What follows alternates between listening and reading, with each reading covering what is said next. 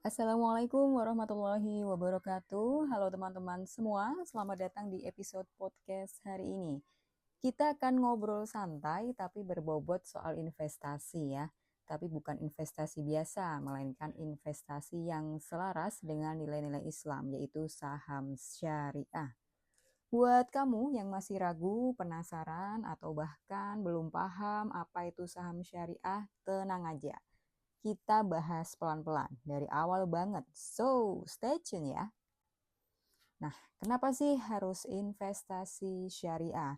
Jawabannya simple, karena investasi ini bukan sekadar cari untung, tapi juga sejalan dengan nilai-nilai yang kita yakini. Pertama, karena keyakinan dan nilai Islam, investasi syariah menjunjung tinggi prinsip kejujuran, keadilan, dan keberkahan.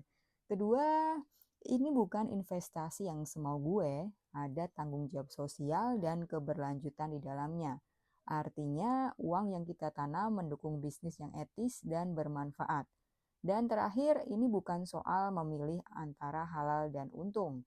Karena dengan saham syariah, insya Allah kita bisa dapat dua-duanya.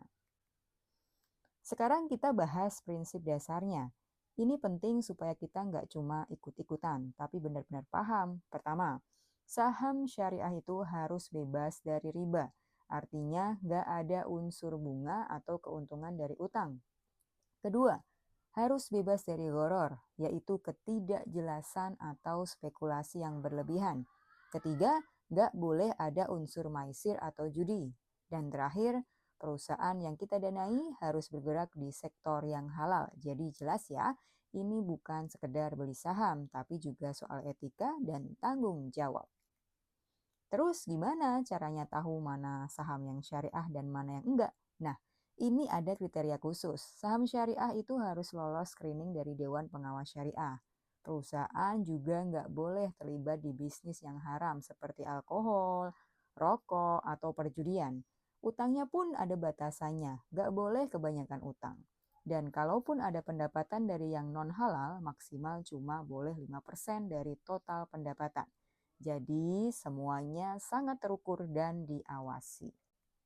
Kalau kita udah ngerti prinsip dan kriterianya, langkah selanjutnya gimana cara milih saham syariah?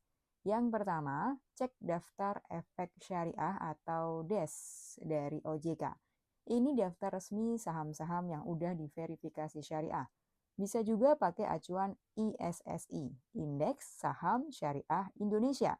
Tapi ingat, jangan cuma ikut-ikutan, tetap lakukan analisis fundamental dan teknikal. Kalau perlu, diskusi sama financial planner yang paham soal syariah. Gak usah malu nanya, lebih baik tanya sekarang daripada menyesal nantinya. Nah, ini bagian favorit semua orang, manfaatnya. Pertama, tentu ada potensi capital gain alias keuntungan dari kenaikan harga saham. Kedua, kamu bisa dapat dividen halal, yaitu pembagian laba dari perusahaan. Tapi yang bikin beda adalah manfaat spiritualnya. Ada berkah, ada rasa tenang karena sesuai prinsip Islam. Dan jangan lupa, dengan saham syariah, kamu bisa diversifikasi portofolio alias nggak naruh semua telur di satu keranjang. Jadi risiko lebih tersebar. Kalau kamu baru mulai, ini tips penting. Pertama, pelajari dasar-dasarnya, jangan asal beli. Kedua, tahu tujuan dan batas risikomu. Ketiga, mulai dari modal kecil dulu, nggak perlu langsung gede. Keempat, sebar investasimu ke beberapa saham biar nggak terlalu tergantung pada satu emiten. Dan yang terakhir, disiplin. Investasi itu maraton, bukan sprint, jadi jangan tergoda untuk cepat-cepat kaya. Jadi kesimpulannya, saham syariah adalah alternatif investasi yang bukan hanya menarik tapi juga bermakna. Cocok banget buat kamu yang pengen tetap cuan tapi juga ingin menjaga nilai-nilai syariah.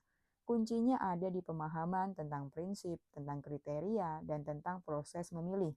Karena dengan pemahaman yang baik, insya Allah kita bisa jadi investor yang cerdas dan bertanggung jawab.